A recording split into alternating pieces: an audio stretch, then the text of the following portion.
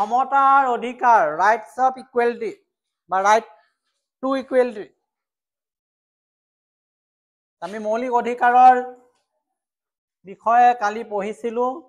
মৌলিক অধিকাৰ কাক বোলে পঢ়িলোঁ, অধিকাৰ মানে কি পঢ়িলোঁ, ভাৰতীয় সংবিধানৰ মৌলিক অধিকাৰ অন্তৰ্ভুক্তিৰ কথা পালোঁ। এতিয়া মৌলিক অধিকাৰ আকৌ এবাৰ আমি কৈ দিছোঁ। ভাৰতীয় সংবিধানে নাগৰিকসকলক কেইবাটাও অধিকাৰ প্ৰদান কৰিছে। ইয়াৰ ভিতৰত সেই অধিকাৰবিলাকক মৌলিক অধিকাৰ বুলি কোৱা হয়, যিবিলাক অধিকাৰ নহ'লে মানুহৰ জীৱন ধাৰণৰ বা ব্যক্তিত্বৰ বিকাশ কেতিয়াও সম্ভৱ নহয়। আৰু এইবিলাক ফাণ্ডামেণ্টেল ৰাইটছ এইকাৰণে প্ৰদান কৰিছে যাতে সকলো মানুহৰ স্বাধীনতা, ন্যায় আৰু সমতা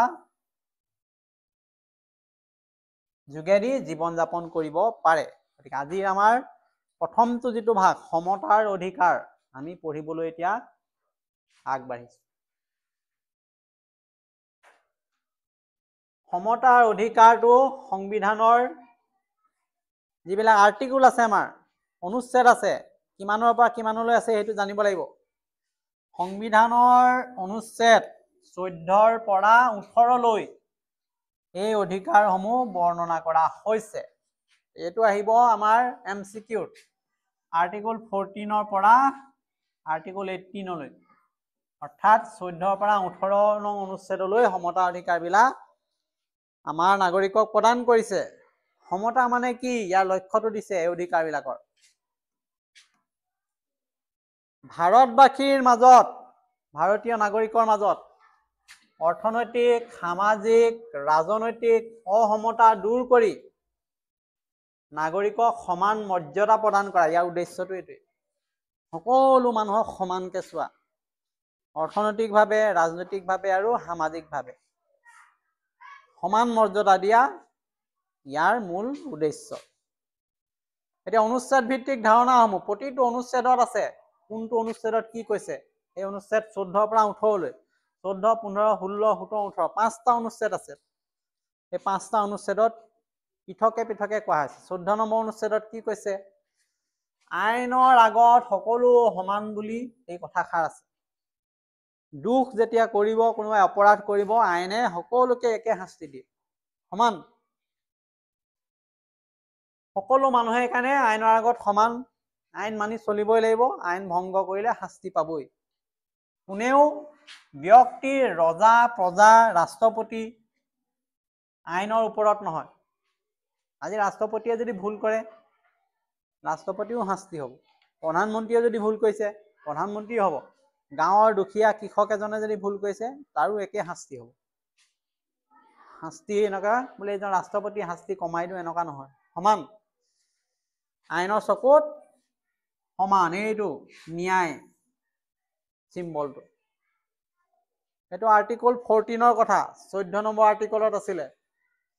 15 নম্বৰ আৰ্টিকলত কি আছে, 15 নম্বৰ অনুচ্ছেদত আছে, ধৰ্ম, জাতি, বৰ্ণ, লিংগ, জন্মস্থানৰ আধাৰত বৈষম্য নাথাকিব।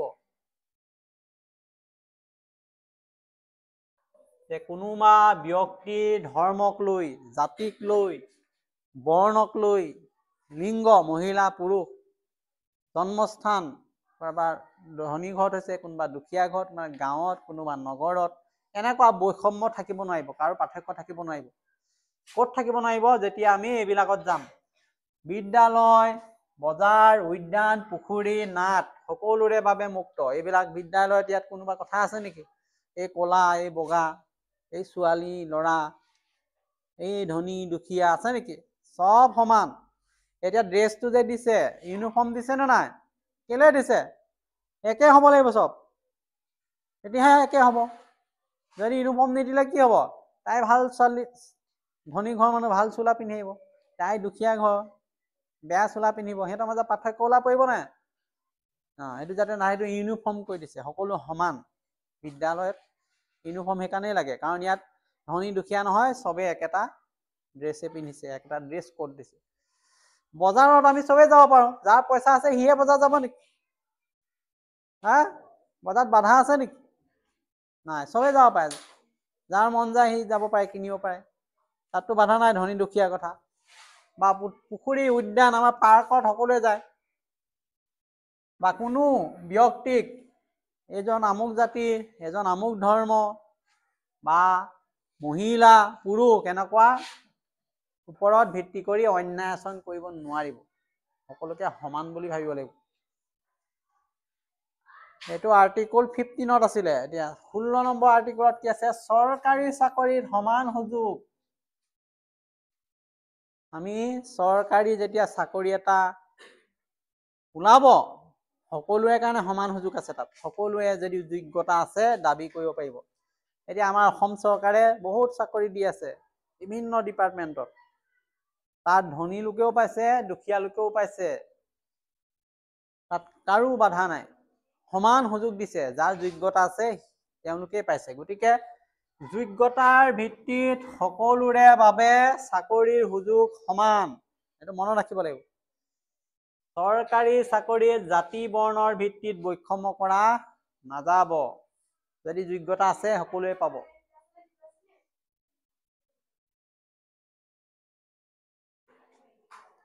এতিয়া অস্পৃশ্যতা নিষিদ্ধকৰণ কৰা আছে আৰ্টিকল 17ত এইটো আটাইতকৈ ডাঙৰ কথা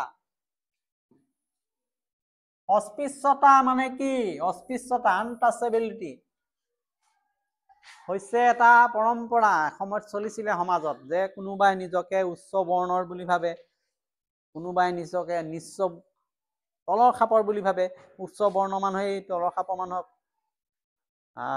সম্পৰ্ক ৰাখিব নিবিচাৰে কোনোবা কাৰোবাৰ ঘৰত গ'লে সোমাব নিদিয়ে কিবা এটা খাবলৈ দিলে সেই খোৱা বস্তুটো আৰু নুচুৱে আৰু বা সেই পাত্ৰটো বেলেগে ৰাখে বা কোনোবা এটা ঘৰলৈ আহিছে তেওঁক আঁতৰাই ৰাখে যে আমুকে ইয়াত সোমাব নোৱাৰে মন্দিৰত সোমাব নোৱাৰে এইবিলাক অস্পৃশ্য বুলি তল শ্ৰেণীৰ প্ৰাণী বুলি ভাবি এক কুসংস্কাৰ চলি আছিলে সমাজত এসময়ত এইবিলাক সংবিধানে বন্ধ কৰিছে যে কুসংস্কাৰ বুলি নাই কোনোবা আমুক ধৰ্মৰ বুলি উন্নত নহয় কোনোবা আমুক জাতি বুলি উন্নত নহয় এনেকুৱা ধৰণৰ নহ'ব সকলোৱে সমান সংবিধানে এই ব্যাধি সম্পূৰ্ণৰূপে নিষিদ্ধ কৰিছে এতিয়া মানুহ হিচাপেহে সকলোকে আমি চিনি পাওঁ ইয়াত উচ্চ নিচ্চ এইবিলাক নহয় সকলোৱে সমান তাৰপিছত আৰ্টিকল 18 18 নম্বৰ আৰ্টিকলত কি কৈছে উপাধি নিষিদ্ধ উপাধি নিষিদ্ধ কোনো ব্যক্তিক বিশেষ বংশীয় বা বৰ্গীয় উপাধি দিয়া নাযায় উদাহৰণ ৰাজা মহাৰাজা নবাব এইবিলাক উপাধি নহয় উপাধি ব্যৱহাৰ কৰিব নোৱাৰিব মই আমুক ৰজা মই আমুক নবাব মই আমুক মন্ত্ৰী এই উপাধি হিচাপে নহয় এনে এটা পদবী হিচাপে ব্যৱহাৰ কৰিব পাৰিব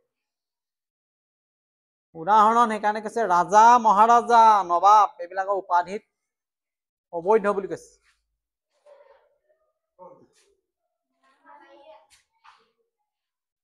গতিকে এতিয়া আমি আৰ্টিকল 14 পৰা 18 লৈকে প্ৰতিটো আৰ্টিকল পালো অনুচ্ছেদ পালো যে কোনে কোনটো আৰ্টিকলত কি কথা প্ৰকাশ পাইছে এতিয়া আমি ইয়াৰ পৰা জানিব লাগিব সমতাৰ অধিকাৰৰ প্ৰয়োজনীয়তা ক'ত কি থকাৰ কাৰণে কি সুবিধা হৈছে সমতাৰ অধিকাৰে সমাজৰ বৈষম্য দূৰ কৰিছে সমাজত থকা পাৰ্থক্যবিলাক দূৰ কৰিলে সেইকাৰণে আমি একেলগে বহিব পাৰিছে কোন ক'ৰ পৰা আহিছে আমি নাচাওঁ কোনোবা গাঁৱৰ পৰা কোনোবা নগৰৰ পৰা কোনোবা বাগানৰ পৰা তাৰ দেউতাক মাকে কি কৰে আমি নাচাওঁ কোনোবাই চাকৰি কৰে কোনোবাই ড্ৰাইভাৰ কৰে কোনোবাই পকা মিস্ত্ৰী কৰে আমি চাওঁ যে ল'ৰা ছোৱালী আহিছে স্কুলত নাম ভৰ্তি কৰিছে এইটোৱে যথেষ্ট ইয়াত সেই পাৰ্থক্যটো নাই ইয়াত সমান চব একতাবদ্ধ ন্যায়ভিত্তিক সমাজ সেইকাৰণে গঠন কৰাত সমতা অধিকাৰে অৰিহণা যোগায় ঠিক তেনেকে গণতান্ত্ৰিক মূল্যবোধ সংহত কৰে দেশ এখন গণতান্ত্ৰিক তেতিয়াহে হ'ব যেতিয়া মানুহৰ মাজত এই সমতা থাকে এয়া দুখীয়া ধনী গাঁও চহৰ সকলোৰে মাজত সমান সুযোগ সুবিধা প্ৰদান কৰে সমতাৰ অধিকাৰে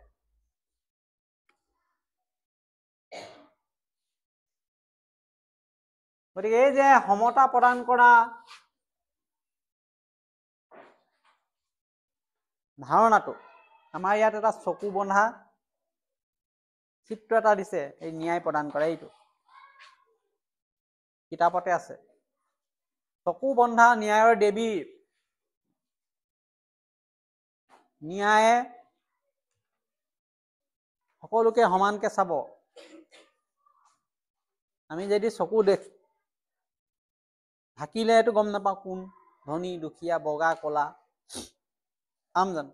দেখিলেহে গম পাওঁ। গতিকে ন্যায়টোত এটা প্ৰতিমূৰ্তি দিছে আমাক। তাৰ অৰ্থ হৈছে যে আইনৰ চকুত সকলো সমান, ধনী দুখীয়া উচ্চ নিচ কোনো পাৰ্থক্য নাই।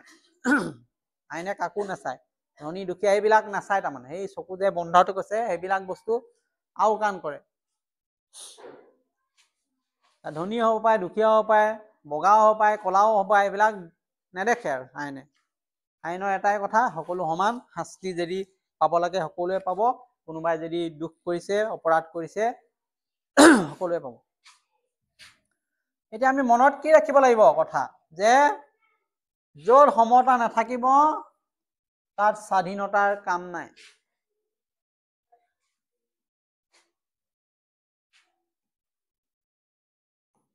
আৰু সমতাই হ'ল গণতন্ত্ৰৰ মূল। গতিকে আমি যদি এতিয়া প্ৰশ্ন কিছুমান লওঁ, এইবিলাক আমি ল'ব পাৰিম আলোচনাৰ কাৰণে। যেনে সমতা অধিকাৰ কোন অনুচ্ছেদত আছে? এতিয়া পালো 14 পৰা 18 নং অনুচ্ছেদত। অস্পৃশ্যতা নিষিদ্ধ কৰাৰ উদ্দেশ্য কি?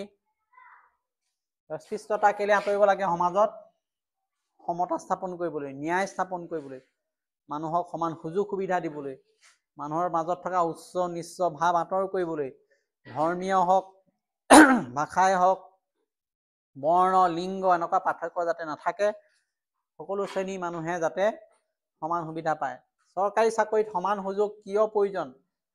চৰকাৰী চাকৰিত সমান সুযোগ এই কাৰণে প্ৰয়োজন, যোগ্য লোকে তেতিয়া পাব, অযোগ্য লোকে তাত সুবিধা নাপাব। যোন যোগ্য তেওঁৱে পাব। ধনী দুখীয়া, চহৰ নগৰ, বৰ্ণ লিংগ পাৰ্থক্য আওকাণ কৰি যোগ্যতাৰ ভিত্তিত চাকৰি দিলে সমতা প্ৰতিষ্ঠা হয়। আইনৰ চকুত সকলো সমান, ব্যাখ্যাটো ব্যাখ্যা কৰক। আইনে সকলোকে সমানকে চাব, ধনী দুখীয়া, বৰ্ণ, ভাষা, ধৰ্ম এইবিলাক নাচায়, উচ্চ নিচ্চ আইনে নাচায়। যদি অপৰাধ কৰে ৰাষ্ট্ৰপতিয়ে যিটো শাস্তি পাব, গাঁৱলীয়া এজন কৃষকেও একে শাস্তি পাব। গতিকে আইনে এই সকলোবিলাক আওকাণ কৰি কেৱল ন্যায় দিব, সমতা প্ৰতিষ্ঠা কৰিব। গতিকে আমি শেষত এই কথাখিনিয়ে কৈ সামৰিব লাগিব যে সমতাৰ অধিকাৰে সমাজৰ অন্যায়, কুসংস্কাৰ, বৈষম্য দূৰ কৰি এক ন্যায়ভিত্তিক সংস্কৃতিক পৰিপূৰ্ণ গণতান্ত্ৰিক সমাজ গঠন কৰিব। গতিকে সমতাৰ অধিকাৰ আমাৰ আলোচনা ইমানতে শেষ হৈছে। আৰু এইটো তোমালোকৰ পৰীক্ষাত আহিলে এই ধৰণে লিখিব পাৰিব।